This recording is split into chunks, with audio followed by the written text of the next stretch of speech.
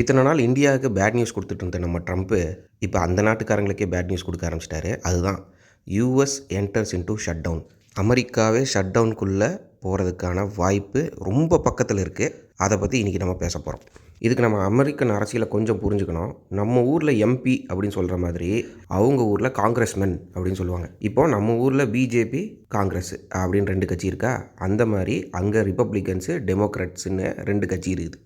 இதில் நம்ம ஐயா ட்ரம்ப்பு வந்து ரிப்பப்ளிகன்ஸ் அப்படிங்கிற கட்சியை சேர்ந்தவர்.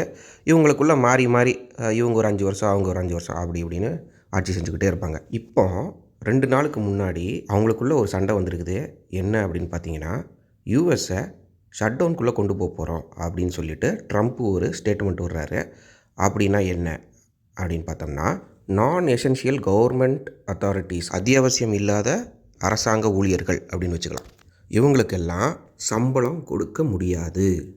அதாவது எசென்ஷியல் சர்வீசஸ் கவர்மெண்ட்டில் என்ன அப்படின்னு பார்த்தீங்கன்னா, இப்போ கவர்மெண்ட் ஹாஸ்பிட்டலு, மிலிட்ரி, போலீஸு, துப்புரவு தொழிலாளர்கள் இவங்கெல்லாம் வந்து ரொம்ப எசென்ஷியலான பீப்புள். ஏன்னா அவங்க இல்லாட்டி டே டு டே லைஃப் அங்கே நடக்காது.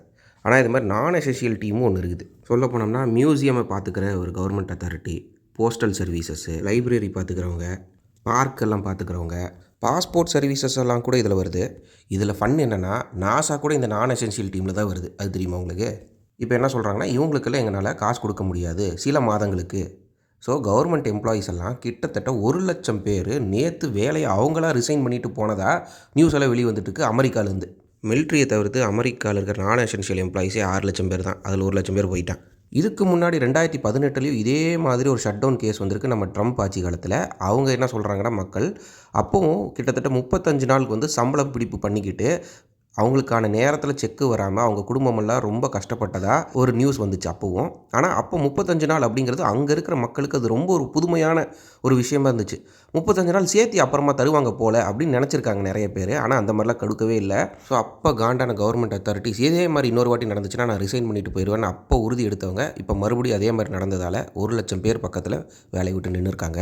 இதுக்கு முக்கியமான காரணம் என்ன அப்படின்னு பார்த்தீங்கன்னா, இந்த ரிப்பப்ளிகன்ஸ், அதாவது ட்ரம்ப் கட்சியை சேர்ந்தவங்க ஸ்டாப் கேப் பில் அப்படின்னு சொல்லிட்டு ஒரு பில்லை வந்து கொண்டு வந்திருக்காங்க. எதுக்காக அப்படின்னு பார்த்தீங்கன்னா, இந்த பில்லில் அதாவது சம்பளம் டெம்பரவரியாக யார் யாருக்கு கொடுக்கணும், இவங்களாம் கவர்மெண்ட் எம்ப்ளாயிஸ் இல்லையா, அப்படியே டக்குன்னு வேலையை விட்டு நிறுத்த முடியாது. அவங்களுக்கெல்லாம் கொஞ்சம் டெம்பரவரி ஃபண்டிங் கொடுக்கலாம். ஆனால் எப்படியெல்லாம் கொடுக்கணும் அப்படிங்கிறதுல அந்த பில்லில் போட்டிருப்பாங்க. இந்த பில்லை படித்த அந்த எதிர்க்கட்சிக்காரங்க என்ன சொல்கிறாங்கன்னா, இதில் மெடிக்கல் கேர் பற்றியோ ஹெல்த் கேர் பற்றி பெருசாக எதுவுமே இல்லையே, அப்புறம் எப்படி நாங்கள் இந்த பில்லை அக்செப்ட் பண்ணுறது அப்படின்றாங்க. அதாவது நம்ம ஊரில் எம்பிஸ் 2 கட்சியில் இருந்தாலும் 2 கட்சி அக்செப்ட் பண்ணால் மட்டும்தான் ஒரு பில்லை நம்ம இந்தியாவில் பாஸ் பண்ண முடியும். அதே தான் அங்கேயும். இப்போ 2 கட்சி ஒத்துக்கணும், 2வது கட்சி இப்போ ஒத்துக்க மாட்டேங்குது. அதாவது எதிர்க்கட்சி சுத்தமாக வந்து இதை நிராகரிக்கிறாங்க. ஸோ ட்ரம்ப் என்ன சொல்கிறாரு அப்படின்னா, நீங்கள் நிராகரிச்சிங்கன்னா அப்புறம் எனக்கு எந்த பிரச்சனை இல்லைப்பா, போன தடவை மாதிரி இந்த தடவை வந்து என்னால் அவங்களுக்கு சம்பளம் கொடுக்க முடியாது. ஸோ அது ஏன் பிரச்சனை கிடையாது, நீங்கள் அப்போஸ் பண்ணுறதால அவங்களுக்கெல்லாம் இப்போ வேலை போகுதுன்னு சொல்லி அப்படி மிரட்டி நிறுத்தி வச்சுருக்காரு. இதை பெரும்பாலும் உலகத்தோட அரசியல் எப்படி பார்க்குது அப்படின்னு பார்த்தா, இது ட்ரம்ப் செய்கிற மிஸ்டேக்குன்னு பார்க்குறாங்க. ஆனால் இது வெளியில் உலகத்துக்கு அப்படி தெரியுது தவிர, ஆனால் அமெரிக்காவில் உள்ளே இருக்கிறவங்களுக்கு தான் தெரியும் இது எதிர்க்கட்சி செய்கிற வேலையால் இந்த மாதிரி நடக்குது அப்படின்ட்டு. பட் உலகம் எப்படி இதை பார்க்குது? ட்ரம்ப் வந்து காசு கொடுக்க மாட்டேன்றாரு. ஏன்னா அவர் தானே இப்போ அத்தாரிட்டியில் இருக்கார். எனக்கு கவர்மெண்ட் சம்பளம் தரலப்பா, அவ்வளோதான் அவங்க சொல்கிறது, அங்கே இருக்கிற கவர்மெண்ட் எம்ப்ளாயீஸ். இப்போ இதனால் என்ன பிரச்சனை வந்துடப்போகுது அப்படின்னு நீங்கள் கேட்டிங்கன்னா, அமெரிக்கன்ஸுக்கு தான் பாதிப்பு. எப்படின்னு கேட்போம். நீங்கள் ஒரு பிஸ்னஸ் மேன், ஒரு பிஸ்னஸ் ரன் பண்ணிட்டு இருக்கீங்க, உங்கள் பிஸ்னஸ் நல்லா போகுது.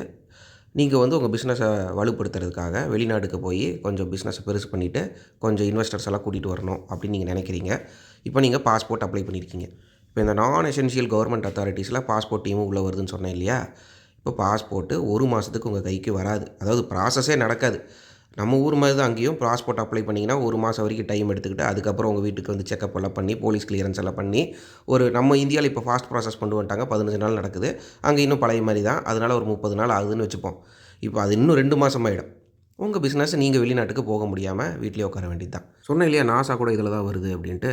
சரி, உதாரணத்துக்கு உங்கள் மொபைல் இன்டர்நெட் ஒரு 10 நாள் வேலை செய்யலை, எப்படி இருக்கும் உங்களுக்கு? ஏன் அப்படின்னு சொல்லி பார்த்தோம்னா, சேட்டலைட் கம்யூனிகேஷனில் ஏதோ ஃபெயிலியர், நாசாவில் இருக்கிறவங்க தான் வேலைக்கு வரலையே, அப்புறம் அதை எப்படி சரி பண்ணுவான்? இந்த மாதிரி சின்ன சின்ன ப்ராப்ளம்ஸ் எல்லாம் வரும். இந்த ஒரு பிரச்சனையினால் அமெரிக்கன் டாலர் வேல்யூ கீழே விழுகிறதுக்கான வாய்ப்பு கொஞ்சம் அதிகமாக இருக்குன்றாங்க. கீழேனா நீங்கள் நினச்ச மாதிரி நம்ம இந்தியன் கரன்சியில் 10 ரூபா 20 ரூபாலாம் விழுகாது, ஒரு 50 காசு கீழே விழுகும். காரணம் என்ன? உள்நாட்டில் மக்கள் நிம்மதியாக இல்லை அப்படின்னா அந்த நாட்டோட கரன்சி எப்போவுமே கீழே விழுகும். அமெரிக்கான்னு இல்லை, இது உலகத்துக்கே இது பொருந்தும். ஸோ இந்த பில்லு வந்து அக்செப்ட் ஆகுமா ஆகாதா அப்படிங்கிறது நாளைக்கு தான் தெரியும். அதாவது அக்டோபர் 2ஆம் தேதி அவங்க செனேட்டில் வந்து இதை பற்றி பேச போகிறாங்க. இதை பற்றி நீங்கள் என்ன நினைக்கிறீங்க மக்களே? இது வந்து சரியான முடிவு ட்ரம்ப் எடுத்திருக்காருன்னு நினைக்கிறீங்களா? இல்லை எதிர்க்கட்சினால் நடக்குது அப்படின்னு நினைக்கிறீங்களா? உங்களுடைய வியூஸை கமெண்ட்டாக சொல்லுங்கள். நன்றி.